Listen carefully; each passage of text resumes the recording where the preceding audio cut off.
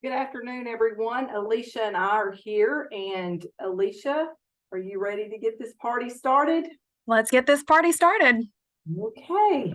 I'll introduce myself, and then when Alisha gets around to the state aid program, she'll introduce herself. My name is Lavonne Juhl, and I'm the College Planning Services Manager here at Arkansas Student Loan Authority. And I help students complete FAFSAs, admissions applications, just anything that they need help with to take that next step to higher ed. Tonight, we're going to take a look at federal aid programs, state aid programs, how to apply, tips and tricks, and we'll have a chance to take your questions and give you some answers.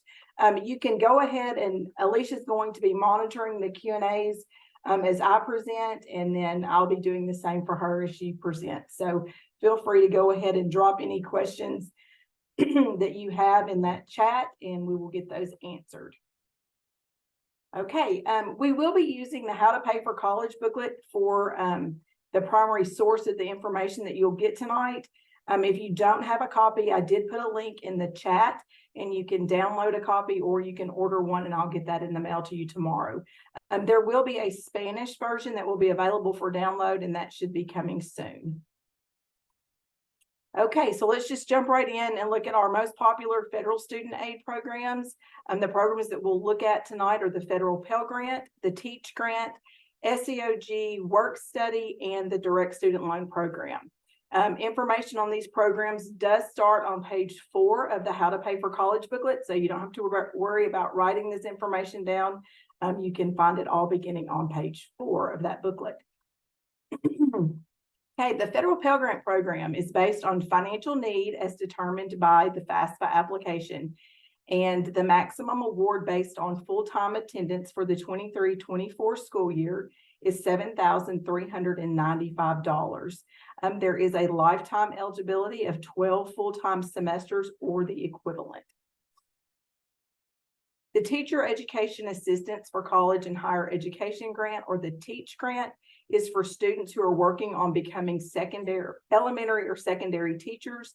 The maximum award for this current award year is $4,000, and I don't anticipate that that'll be changing in the future. The Pell Grant, it may go up a little bit, but I wouldn't expect it to go down. The next two programs are campus-based programs, and this means that not all schools may participate and that funding is different at each school. The first program is the Federal Supplemental Educational Opportunities Grant, or the FSEOG. It is a need-based program with priority given to students who are eligible for Pell Grant. And because the funding is limited to get these funds, if you're eligible, you'll want to be sure that you do the FAFSA when it opens, and be sure to return any requested documents to the institution that you plan to attend to quickly establish a complete financial aid file at your school. The second campus-based program is the Federal College Work Study Program. It is also a need-based program, and the amounts will vary at institutions based on availability of funds. It gives students the opportunity to have part-time jobs on campus. It's a great opportunity for students to get to network and meet people on a college campus to help, be a resource when needed. So it's a great program if your student is eligible to participate in the work study program. The last federal aid program we'll look at is the William D. Ford Direct Student Loan Program. The Federal Direct Loan Program, it offers money to be borrowed from the federal government to help students pay for education. It is taken out with the understanding that it is a loan and it must be repaid. It is available to undergraduate and graduate students, and the interest rate and the origination fees are set by the U.S. Department of Education. There are actually 3 types of loan programs, and we'll look at each of those: the subsidized, the unsubsidized, and the plus loan program. The first one we'll look at is the Federal Direct Subsidized Loan. This loan is based on financial need. It is the most cost-effective loan for students to receive because the government will subsidize or pay the interest from the time the loan is dispersed through the loan's grace period. Interest begins to accrue once repayment begins. The second loan is the Federal Direct Unsubsidized Program. It is a good option for students, but interest does begin to accrue at the time the loan is dispersed to the school until the loan is paid in full. So the cost of borrowing is a little bit more for the unsubsidized program. Lastly, the Federal Direct Plus Loan Program is a loan made to parents of dependent students or graduate students. Interest on the plus loan is much like that of an unsub loan, where it begins to accrue, where the interest begins to accrue at the time the loan is dispersed until it is paid in full. If the parent does want to receive a plus loan, completion of the FAFSA is required. In the How to Pay for College booklet on page 5, you'll find the federal loan limits. Loan limits are set based on the student's year in school and their dependency status. So if you are a dependent student in your first year of college, you're eligible to receive up to $5,500 in a federal student loan. Now this equates to $2,750 per semester. No more than that, than $3,500 may be subsidized, but your award amount may be a combination of sub, unsub, or it could be all unsub. So keep in mind, if you're a parent thinking that your student can just get a student loan to pay for the cost that a scholarship may not satisfy, that's in comparison to the cost of tuition and fees, $5,500 for an academic year is just not a whole lot of money. It doesn't stretch very far these days for covering those costs. The cost of borrowing is how much it costs to access loan funds. It helps with help with your educational expenses. The cost comes from the interest rate and the origination fees that are associated with your loan. This table, it is in the How to Pay for College booklet, but you'll see that this year the interest rate on a subsidized loan is 5.5%, and that Parent Plus loan is 8.05%. So that's the interest that's being charged on an unsub and a Parent Plus loan if you choose to borrow that. Now, the origination fee in that third column there, that is what the U.S. Department of Education will withhold before dispersing your loan to your school. So just keep that in mind as you're choosing the best borrowing method for your family. Now, once a loan is dispersed to your school, it is almost immediately assigned a direct loan servicer. And I'm just showing you these tonight so that you'll see these names and know, if you get correspondence from them, that it's typically reputable information and not a scam. But if you ever have questions, if it's a scam and you're not sure, you can certainly contact us here at Arkansas Student Loan Authority or the Division of Higher Ed, and we will help you make that determination if it's a scam or if it's something legitimate. Private student loans are often accessed by students and families.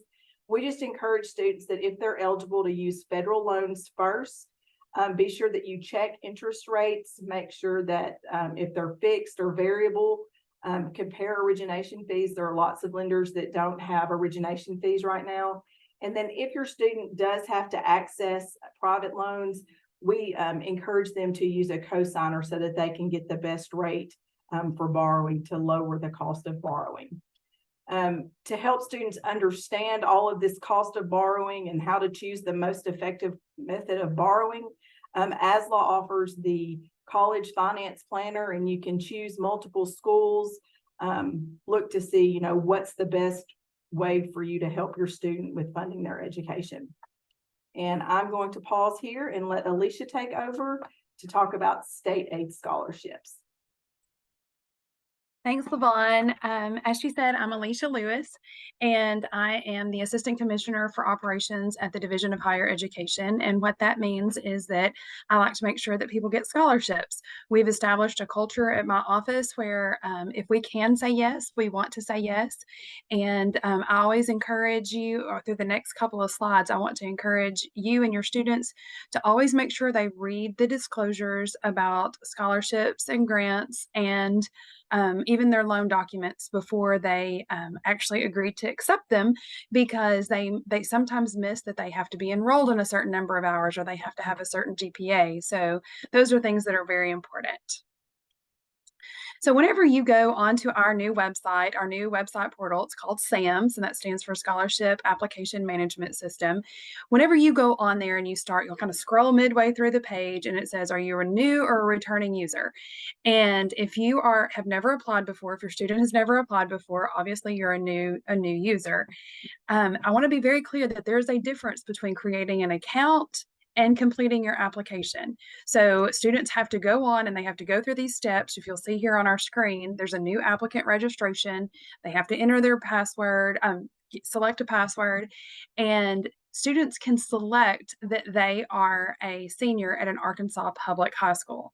Now, if a student is not attending a public high school, let's say they're going to a private school and they're not a senior, then this could be a time where they would say no.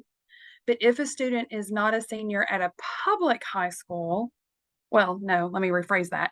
If a student is not a senior, they should not be filling this application out until October 1st of their senior year. Now, if a student is a junior and they're planning to graduate, that is an exception. They're planning to graduate early with the next year's class. That is an exception.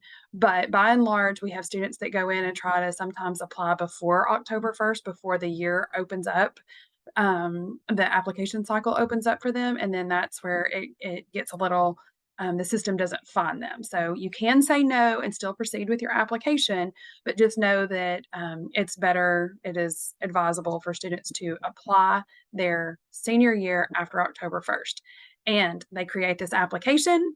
And then the next thing they do, let's see, next slide, it says there's the password, and then you have the criteria for creating that password. And then the very last thing that they will do for their application is they'll get this email that says they must go in and confirm their email. You'll see that link there. So they have to click on that link, and that automatically goes and confirms their email and confirms their account. Now, they have not completed an application until they get the email that's there on the right, and that says that student has completed these applications and they have received an email that certifies that those applications have been received. There are documents that are required for some of these scholarships, additional documents, and you have time to get those in and to get those submitted to us, and there's a way to do that on the portal. But the most important thing is to actually have that application submitted and get that email confirmation of it. So let's talk about a couple of these scholarships. I know that a lot of times we're counting on these scholarships. I'm a mom, and I definitely am counting on scholarships to help put my kids through school. And so let's talk a little bit about the requirements and the eligibility, the continued eligibility for these scholarships. We'll start first with the Arkansas Academic Challenge. That's little quick tip. If it has challenge in the title, then that means that it is funded with lottery proceeds. So you can always equate challenge with lottery proceeds. So Arkansas's Academic Challenge is the Challenge Scholarship or Arkansas Scholarship Lottery. It goes by several different names, and it's open to all Arkansas students. It's all open to all Arkansas students who are attending a college in Arkansas. The scholarship can be used by traditional, and that's incoming high school students. So most of you that are on this call today are considered traditional students. Non-traditional students are those students who have either attended college in the past or maybe sat out and didn't attend college immediately after graduating from high school. There is no income limit to receive this scholarship, but everyone must file the FAFSA as part of the application process. And we'll talk a little bit more about the FAFSA in a few minutes, and Lavonne's actually gonna give you a few updates on that process too. One of the other main requirements for students is to have a 19 on the ACT, and that's a super score. So that's an average. It's their highest score in a subject area and then averaged out. So if you have a student who makes a 19 on the English and then another subsequent test over multiple exam attempts, they make a 20 or a 22, then their highest score is what is going to count to be in that super score calculation. And there is another option for students who don't take the ACT or SAT, and that's to take the AccuPlacer. The AccuPlacer is not timed, and there's 3 sections on it. There's not a science section. So if students are looking to take a test that, especially students who may have a 504 plan, the AccuPlacer can be a little sensitive because it's a little more sensitive to these students because it's not timed. So I always encourage students to reach out and try to see which one they do the best on. And AccuPlacer is not used for every scholarship, but it is used for the academic challenge. It can be in place of that. And the number that we're looking for, the magic number, is 246. And so that's over 3 exam attempts. You add those scores together and divide by 3 and get the average. And we're looking for 246 on that. The scholarship is obviously for students who are enrolled in baccalaureate, associate, or qualified certificate program. So most of the scholarships, most of the programs that we have at Arkansas 2- and 4-year colleges do qualify for the Arkansas Academic Challenge.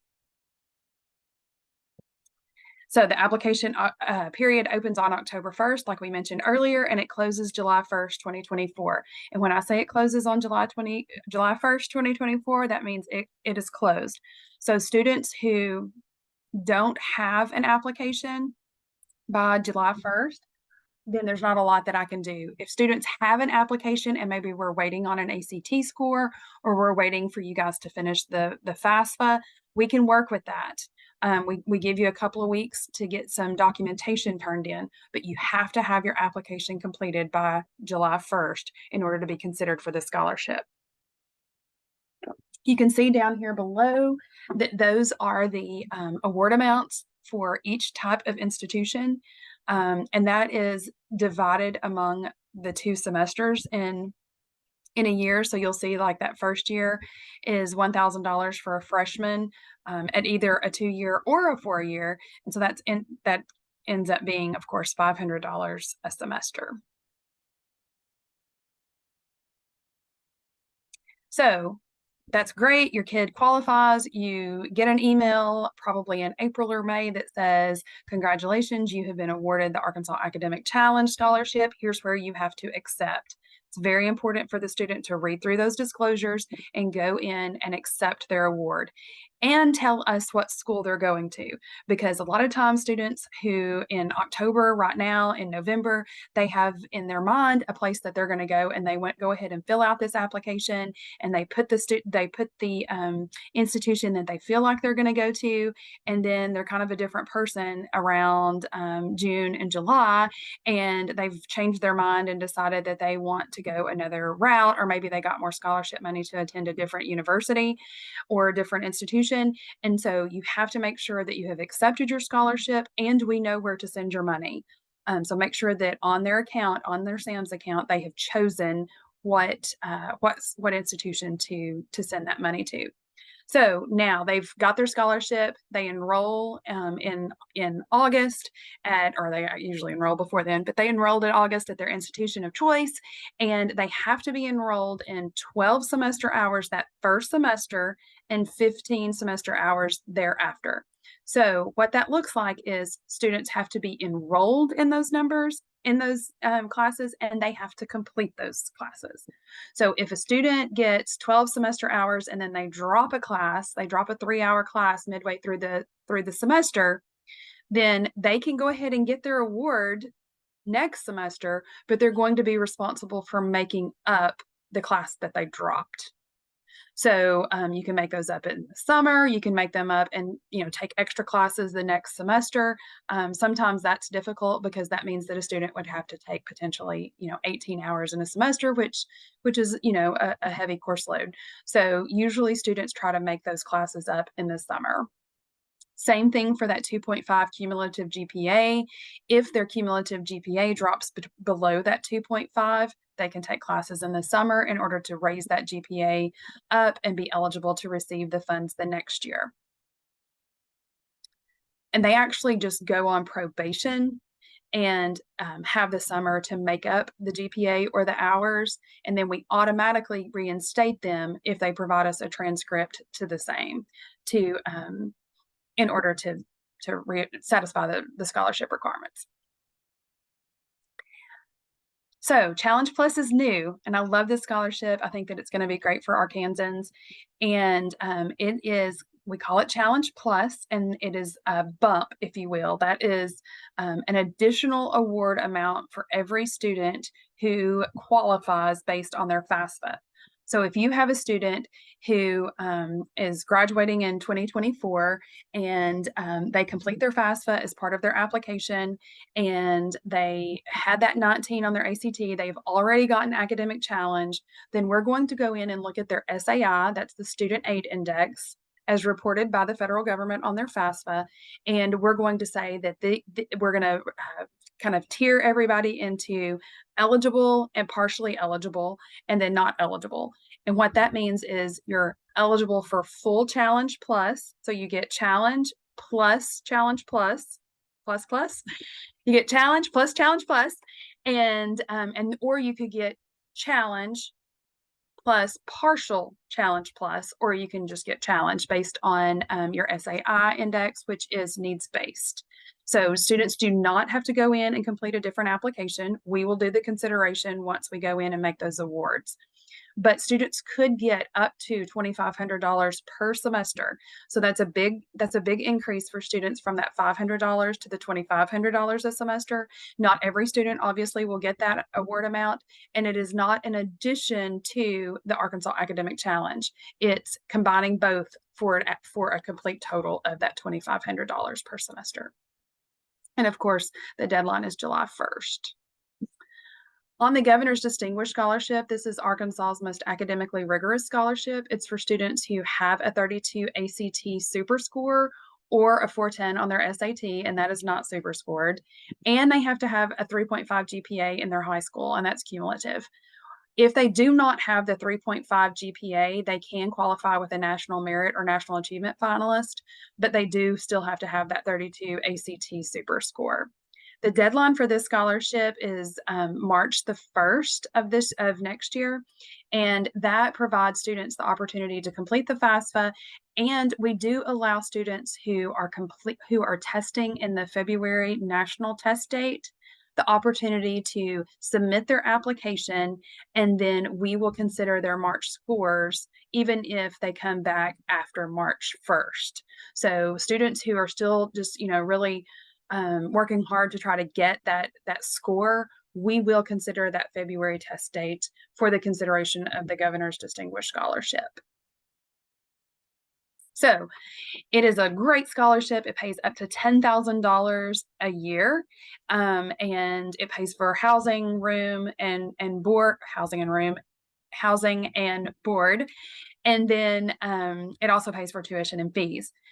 In the event that a county in Arkansas does not have a Governor's Distinguished Award winner, then we go in and we wait till after July 1st when all of the challenge applications have been due, and we look at the highest ACT and GPAs in the county that did not have a Governor's Distinguished, and then they are awarded the Governor's Scholarship.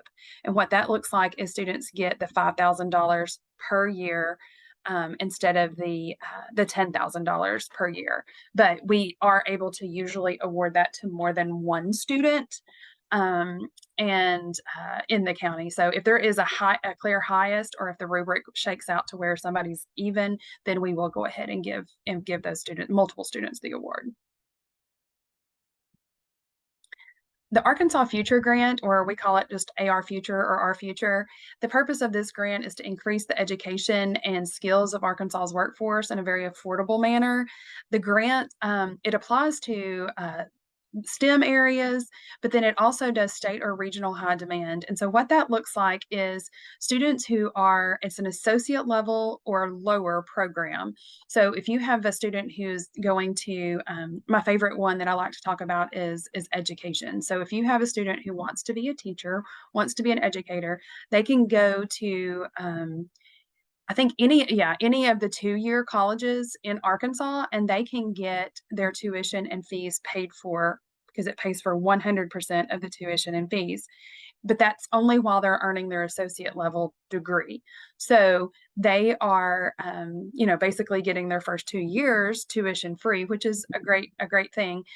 And then there's one institution, maybe 2 institutions, four-year universities that also take that also offer an associate level degree in education. So there's all of the states offer some programs that qualify students for AR Future, but it is very specific to the program that the student is enrolled in. There's not an ACT requirement. There's not a GPA requirement. You have to be in Arkansas, but you do not have to, or if you right there on the screen, anyone who's has a high school diploma and has lived in Arkansas for 3 years also qualifies, but students do have to be in an eligible program. You do have to complete the FAFSA, and of course, you have to complete the application. Here is the requirements for this particular grant. Every student must receive 1 mentoring session and complete 10 hours of community service per semester and maintain satisfactory academic progress. And we call that SAP, satisfactory academic progress. And every program has a slightly different definition. So it's not a cumulative GPA. You just have to be satisfactorily progressing towards your degree or certificate program. Once a student becomes a graduate, the student must work in Arkansas for 3 years or it converts into a loan. And there is a list of all of the eligible programs at sams.adhe.edu. You can scroll down and it will show you all of the programs that are available throughout the state. So we talked about all of the state deadlines: Arkansas Academic Challenge and Challenge Plus, July 1, Governor's Distinguished Scholars, March 1. AR Future is July 1 and January 1 for the spring semester if you have students who are applying early. Now, you do have to go in and accept all of those awards. And again, I urge you to go in and read the fine print. I know we all sign up for our iPhone, iOS updates and we just hit agree. I know I do it too. But when it comes to scholarships, make sure that you guys understand exactly what's required of you in order to keep the scholarship. Because once you get it and you lose it, a lot of times you don't have the opportunity to get it back. Or if you do, you have to really work hard to get it back. So accept those awards, know exactly what you're signing up for, and go and do good things in college. So here's our ways to reach us. I always say try email first. We have, at least 40,000 students in the state who are getting some sort of scholarship or grant from our office. And we have 8 people in order to try to answer all of the questions that we get. So the telephone rings and we try to get back and emails get full, and I understand, but I can't staff for busy times. And I understand that's frustrating, but if you email us, it protects your rights. So if you email us and say, hey, listen, I think I did everything like I'm supposed to. If I didn't, I need to know. Even if it takes us several days to get back to you on that email, we will make it right. It protects your rights if you reach out to us in writing. So I always, always, always encourage you to reach out to us via email first. And then you'll see down there, it says join ADHE's text list for updates and reminders. You can text that number, and then, we send out text reminders like, hey, don't forget to submit your summer transcripts. Hey, the deadline's approaching. So some of those things are really cool if you're trying to get students to, recall these deadlines, and just little reminders about how making sure that students have done the things that they're supposed to do in order to get this money. Okay, so now we're going to look at how to apply for federal financial aid. Now that you've learned about all the federal and state programs, let's just dive in to the process of applying for those. Click there. Okay, first, your FSA account. What is a federal student aid account or an FSA ID? The FSA ID is the digital signature that you'll use to sign your FAFSA, complete loan processes. It's your access to your federal student aid history, enrollment history, and other pieces of information that are related to your educational journey that associate with the Department of Education. Before starting to create your account, understand that the parent and the student will need to each create their own. Be careful and not to switch Social Security numbers, because the Social Security number and names as they are on the Social Security card, they have to match so that they can pass the Social Security Administration check. The students and the parents should not use the same email or phone number. because you have to verify and sort of like Alisha talked about in the state aid process, you have to confirm accounts. And so you have to use different emails and different phone numbers. The parent or the student can create both, but be sure that you document the information that you use when you're creating them. Students should not use a school issued email for the state aid process or the federal student aid process. A lot of times schools have firewalls that prevent emails from coming through their system, so they can't ever verify their accounts. So those are just a few tips on the FSA account. Who needs an FSA ID? The student and at least one parent, but both parents may need one if they filed their taxes as married filing separately, or if the parents did not file taxes. So that could mean that both parents may need an FSA account. If you already have an FSA ID that maybe the parent used when they were in college, that would be the same FSA ID that you would use to sign your student's application and to access this information. Now that you're aware of the few things to be mindful of when creating your FSA ID, you can go and actually get started creating that. You go to studentaid.gov and you'll see in the upper right-hand corner, it will say create account, and then a box will pop up and you get started. You'll answer basic questions, documenting. On page 18 of the How to Pay for College booklet, we have a log where you can document all of the information that you used to create the accounts, so that you can refer back to it in upcoming years as you need to reapply for federal student aid. Once you have established your FSA ID, you do have to wait 3 to 5 business days, or 3 to 5 days, I don't know if it's business days, 3 to 5 days before you can complete the FAFSA. And that is something, if you've had a student in the past, that is something that is new for this 24-25 processing year. Before we move to an overview of the FAFSA application, it's important that you have a few items together. Those are shown there on the screen and listed on page 2 of the How to Pay for College booklet. This will just eliminate potential frustration as you move through the application. You will be using your 2022 tax information for the 24-25 FAFSA. Okay, so we're going to start talking about the application a little bit more in depth. And today I was talking about it in the office and how to, explain to students how they can, feel confident that they can do this. And we kind of decided it's much like when you get a new iPhone and you set it up, you just follow the prompts on the screen. And so I hope with the information that you get in the next few slides that once the FAFSA opens, you feel like you're equipped to sit down and complete the FAFSA on your own, or that you can contact myself or Alisha and we'll help you with this. The 24-25 FAFSA is a role-based application. While either the parent or the student can start the application, one has to invite the other to complete their portion. So for this presentation and the next few slides, we're going to go with the example that the student will start the application and the parent will receive an email letting them know that they have been invited to complete the parent portion of the application. The student will need the parent's email, social security number, name as it is on the parent's social security card, once they get to that portion where they invite their parent to complete the application. Now, we all know that I have a child in college. I pretty much help him take care of this portion. So you can do this sitting down with your student. Your student doesn't have to go into a dark closet and do this by themselves and you get an email. You can still be sitting down at the same computer, but the student section will come first and then the parent section will come second. Okay, so you've established your FSA ID. It's been 3 to 5 days. You've got your 2022 tax information.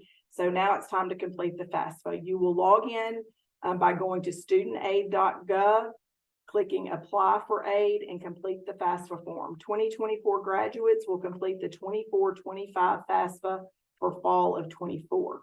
And this is kind of what that screen will look at. You will see up there, you'll log in and then you'll start the application. Again, in Example, we're going to be detailing the process with the student, the 2024 graduate going to college or career school in the fall, to be starting the application, and the parent is invited to complete the portion, their parent portion. So the next step, once the student starts the application, onboarding begins, and that's a new term for high school counselors. I know we've got some high school counselors logged in tonight. So onboarding will begin, and during this, the student will be presented with information about the application. You're required to continue through the information until you get to start the FAFSA form, and there'll be a button that says that. Once you select start the FAFSA form, the student will be presented with their identity and contact information. And that is just the information that was pulled from their FSA ID account, and it will all be pre-populated. The student can make changes, review that through their account settings or on screen for a few items if necessary. But once you move past the identity portion of the application questions actually begin. And the first one is very easy. What is your state of residency? You will select the state that you're a resident of and when you became a resident of that state. If you've been a resident of Arkansas your entire life, you would select Arkansas, and then your date of birth would be the date that you became a resident. The next section is where consent is provided by the student, and consent is a new term this year, and it is a requirement. By providing consent, the student's federal tax information will be transferred directly into the FAFSA form from the IRS to help complete the student financial section. If the student didn't file taxes, it will just report back that yes, they confirmed the student did not file taxes. So it's kind of a twofold process. It's going to pull any tax information for 2022 that it can, and if there was no tax information for 2022, it will let the financial aid office know that the student did not file taxes for 2022. The student will select approve to provide that consent, and then they move to the next section. Now, if a student chooses not to provide consent, the application will be able to be submitted, but it will not be valid because consent is required to get a valid FAFSA for the 24-25 year. So the next section is going to be personal circumstances. The student will be presented with questions about their marital status, college and career plans, and just different personal circumstance questions. If the student answers yes to being homeless or at risk of being homeless, the student can submit the application, and they will be assigned a provisional independent status. But the student must expect to have to provide the financial aid office with documentation that supports their situation. Once you move through that section, this is sort of a new section for our financial aid counselors that are on the call. It's student unusual circumstances. If the student has circumstances that prevent them from obtaining biological or adoptive parent tax information or information in general, the student can indicate that they can't obtain that information, and they will also be given a provisional independent status. But they would also need to be able to provide the financial aid office with documentation that supports their situation. Once the student gets through this section, their dependency status will be displayed. It will be dependent, independent, or provisionally independent. So if you're provisionally independent, that just means you're more than likely going to have to provide the financial aid office with additional information. Okay, so now the student is about halfway through their portion of the application, and with our student being a dependent student, the student should be at a section in the application that says, tell us about your parents. This was going to be where the student is going to communicate what parent should be providing the information, and they will start to invite the parent to complete their portion. Again, the parent must be a biological parent or an adoptive parent. If the student is under legal guardianship, legal guardians are not the parents who should be on the FAFSA. The student should try to provide biological parent or adoptive parent information, or communicate that there is a special circumstance in that section that was before this. Once it has been determined who the parent should be on the FAFSA, the student is ready to invite the parent to the FAFSA form. This is where they'll need at least one parent's email, social security number, parent's name, and date of birth. Once the information is provided, an email is sent to the parent real time, inviting them to complete their portion of the FAFSA. At this point, the parent could actually log in and start completing their section while the student finishes up their section. So they can be working on them at the same time after the invitation has been sent to the parent. After the parent is invited, the student will move on to completing their demographic information, additional information about their finances, and making their college choices. The student can list up to 20 schools on the application, and then the student will have the opportunity to look at the FAFSA again to make sure that the information they have is correct. They will not see the federal tax information to review, so they won't be reviewing that at that time. But once everything looks good, the student will then sign and complete their portion of the FAFSA. Now note that this is not a submitted application until the student and the parent have both signed it. So we'll move through to what the parent will see. So now that the student has completed their portion, the parent is completing their portion. Once the parent logs in through the button in their email or going to studentaid.gov, when they log in, they'll have a box that says My Activity, and it is a notification that lets the parent know that they have been invited to complete their portion of the FAFSA for their student. And once they do that, their process starts much like the students, where they will go through onboarding, and they'll have to continue through all of those onboarding pieces of information before they can start their part of the FAFSA form. They'll be able to review their identity information just like the student. They'll provide consent just like the student, and then they'll start asking questions about the parent's demographics, marital status, and legal residence. And then it'll move into their parent's finance information. Once the parent has answered all the finance questions, they will get the option to sign and complete the FAFSA, and then sign and submit the FAFSA, because the student has done their portion. Now the parent has done their portion. They're all together and it's ready to submit. Now, once the parent signs and submits the application, they won't be able to see how much the student's eligible for and things like that, because this is the student's financial aid, and ultimately it's their information. So parents, if you want to see what your student's estimated awards are, you'll have to have your student, or you'll have to have their FSA ID log into their account to see that information. Again, you'll be using 2022 tax information on the FAFSA.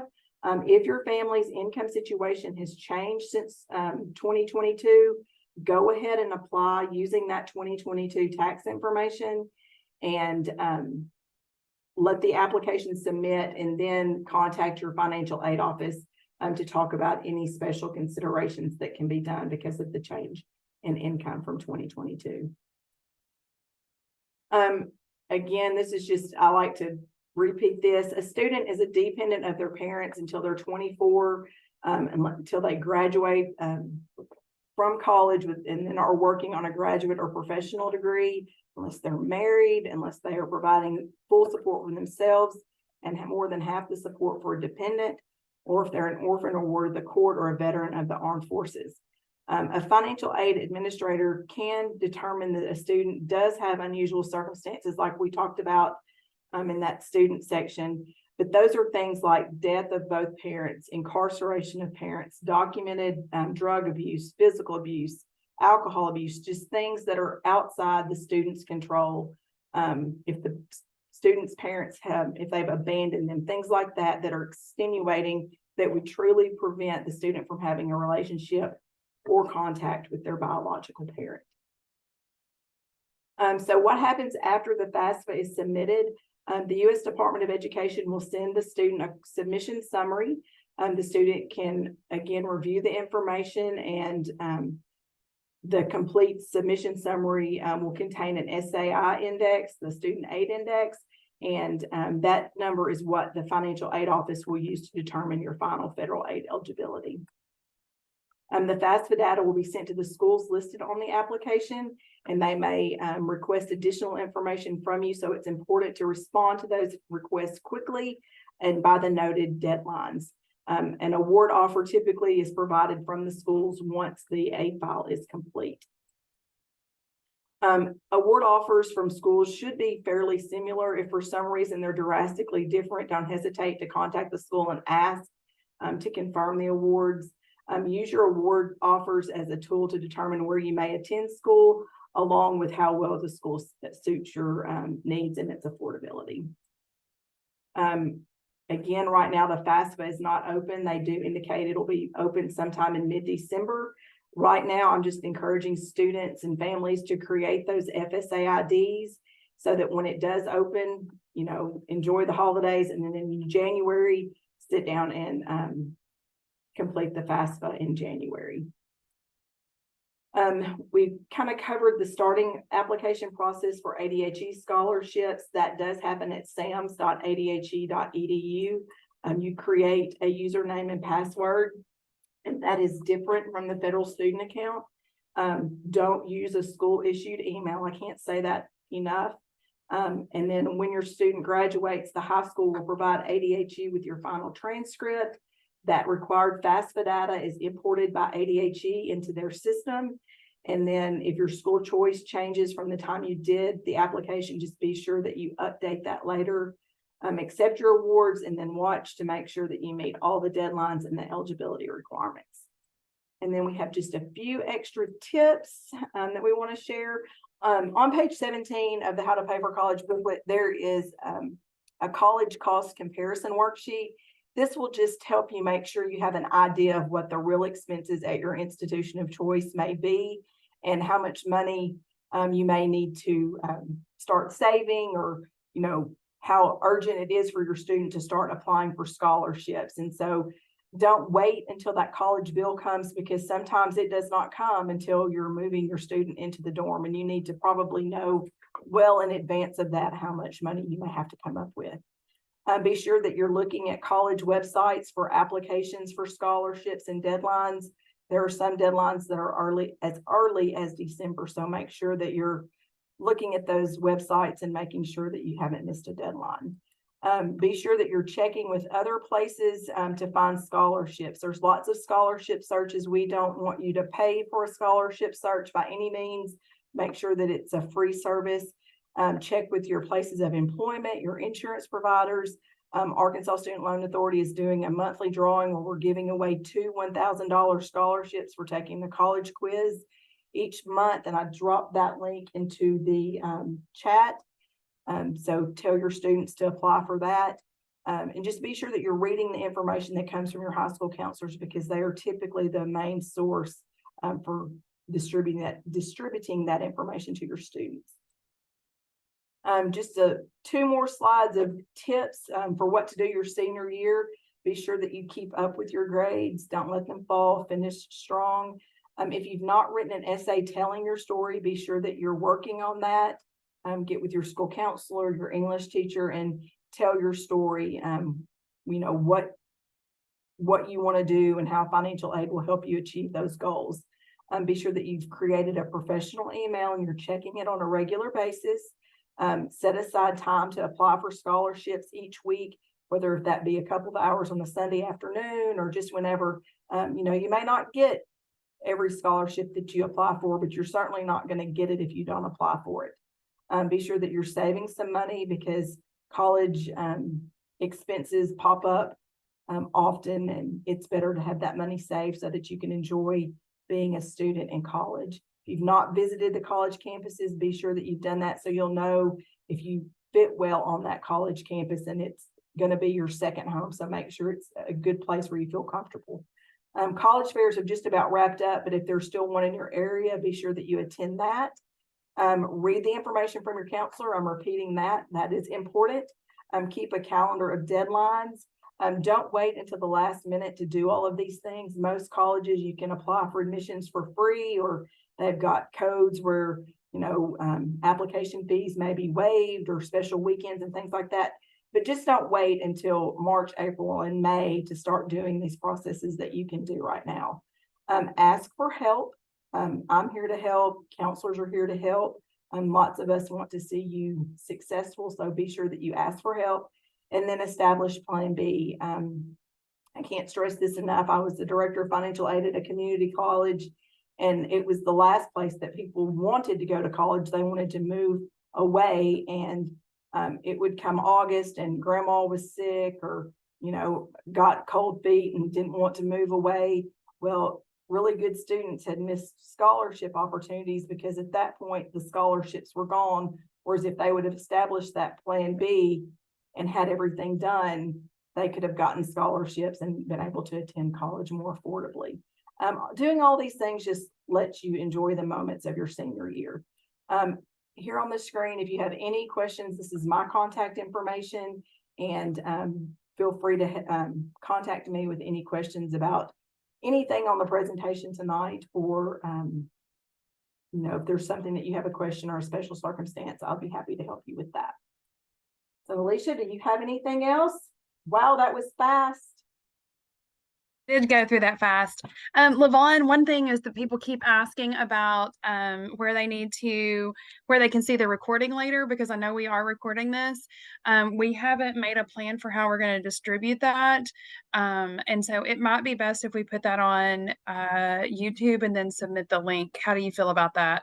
That's fine. And I am also doing a recording to send out to high school counselors. I hope to have that done by Friday. So if we can't figure that part out, then we can send them the other one. I've been working on it, but all this information is new and it keeps changing. So I know that's the truth. So one other question that we got is, let's see.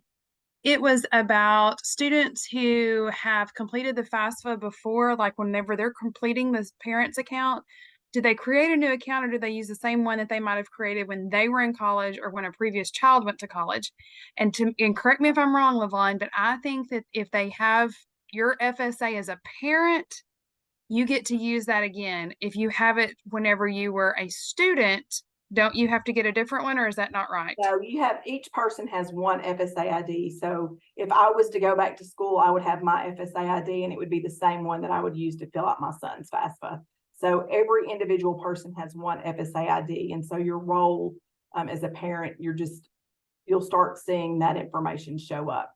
Mine, like from, 10 years ago, we'll go with 10 years ago, whenever I was a student is the same as whenever I am now a parent. Yeah, that is correct. Well, that's cool. Okay. We got one other question. I'm gonna scroll down here. Where can we find the link to the monthly scholarship? I just dropped it in there. You did? How can parents retrieve the old Harding, and then a student from Hamburg was our winner for October, and that's posted on our social media account. We'll do that the first week of each month.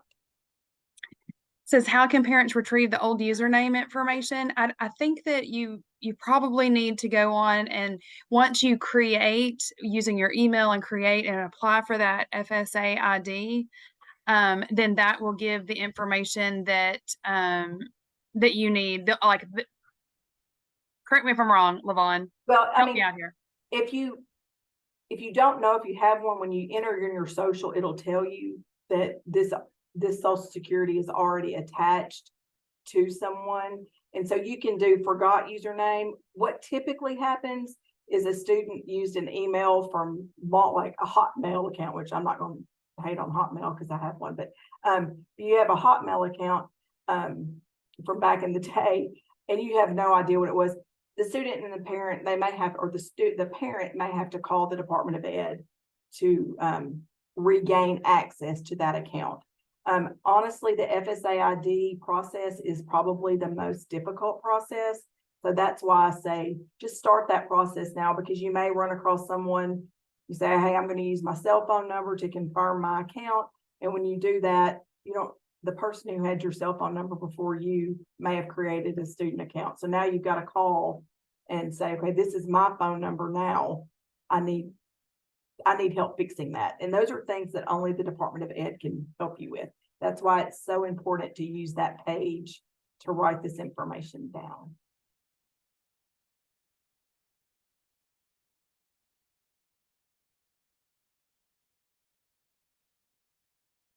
And a student changed the school of choice in Sam's account. Yeah, I think I answered that earlier in the chat, but yes, a student can go online and change the school that they're attending right up until I think it's August 1st. So so that part is possible. And then if a student is attending a 2-year college, they do need to and they've got their max awards on the 2-year and they're transferring to a 4-year, you do need to go on and complete the transfer form that's on SAM's.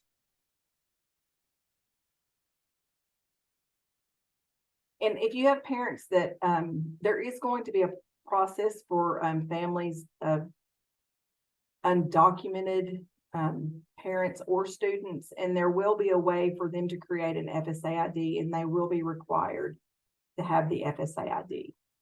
And that the video on that was just released. I think I watched that last Wednesday or Thursday, and that just didn't make this presentation, but there is a process for undocumented students that will be available in December so that they can create FSA IDs. So the FSA ID is required of all students and parents. I think that is it FSA ID for undocumented students or is it FSA ID for undocumented parents? Parents. I said it wrong. Parents, yes.